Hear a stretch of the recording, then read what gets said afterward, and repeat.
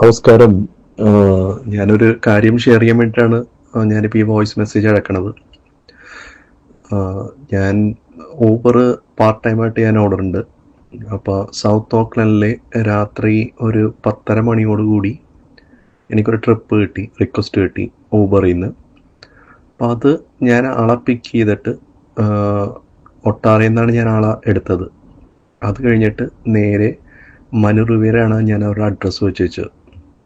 മനു റിവേയിലേക്ക് കൊണ്ട് വിട്ടതിന് ശേഷം അയാൾ എൻ്റെ കയ്യിൽ നിന്ന് മൊബൈല് ഫോഴ്സ്ഫുള്ളി പിടിച്ചെടുത്ത് പറഞ്ഞിട്ടുണ്ടെങ്കിൽ എൻ്റെ പുറകിൽ കത്തി എന്താണെന്ന് അറിയാൻ പാടില്ല, ഒരു ഷാർപ്പ് ഒബ്ജക്റ്റാണ് അയാൾ എൻ്റെ ലെഫ്റ്റ് സൈഡിൽ വെച്ചത്. എന്നിട്ട് പറഞ്ഞ് മൊബൈല് അയാളുടെ കയ്യിലെടുത്ത്, അയാൾ ഫ്രണ്ട് സീറ്റിലായിരുന്നു വെച്ച് മൊബൈല് കയ്യിലെടുത്തിട്ട് അതിൻ്റെ പാസ്വേഡ് തരാൻ വേണ്ടി പറഞ്ഞു.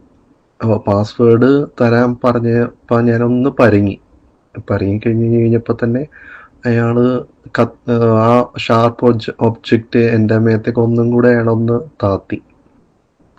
അപ്പം എനിക്കത് കൊടുക്കേണ്ടി വന്നതിന് ശേഷം അയാൾ വണ്ടിയിൽ നിന്ന് ഇറങ്ങി ഓടിക്കളഞ്ഞു.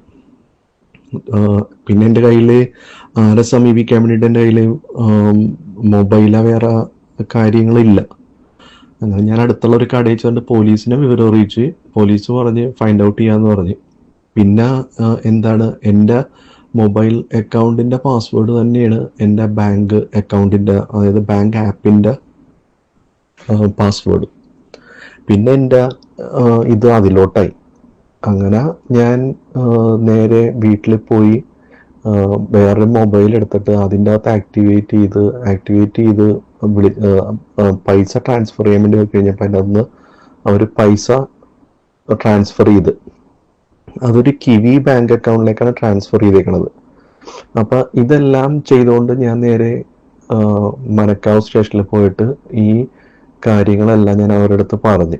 അപ്പോൾ അവർ പറഞ്ഞു ഇതിപ്പോൾ ഒരു നിത്യ സംഭവമായിക്കഴിയാണ് ഡെലിവറിക്കാരുടെ അടുത്തുനിന്ന്, അതായത് ഡോട്ട് ഡാഷും ഊബർ ഈറ്റ്സിലും ഉള്ളവരുടെ അടുത്തുനിന്ന് ഇതിങ്ങനെ സംഭവിക്കാറുണ്ട്. അപ്പം അവർ മെയിനായിട്ട് ഉദ്ദേശിക്കുന്നത് പറഞ്ഞിട്ടുണ്ടെങ്കിൽ നമ്മുടെ പേഴ്സ് ഒന്നും അവരിപ്പോൾ ഫോക്കസ് ചെയ്യണില്ല. അവർ മെയിനായിട്ട് ഫോക്കസ് ചെയ്യുന്ന മൊബൈലാണ്.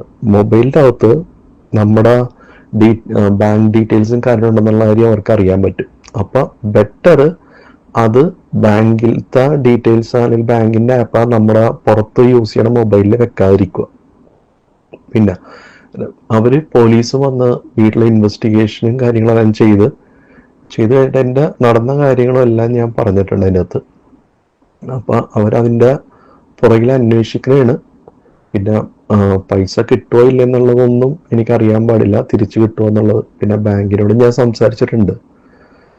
അപ്പം ഞാൻ ഇതാ പറയണമെന്ന് വെച്ചിട്ടുണ്ടെങ്കിൽ എനിക്ക് പറ്റിയ പോലെ ഇനി ആർക്കും പറ്റരുത് എന്നുള്ളൊരു ഇതുകൊണ്ടാണ് ഞാൻ ഈ ഒരു വോയിസ് മെസ്സേജ് ചെയ്യാൻ വിടണത്.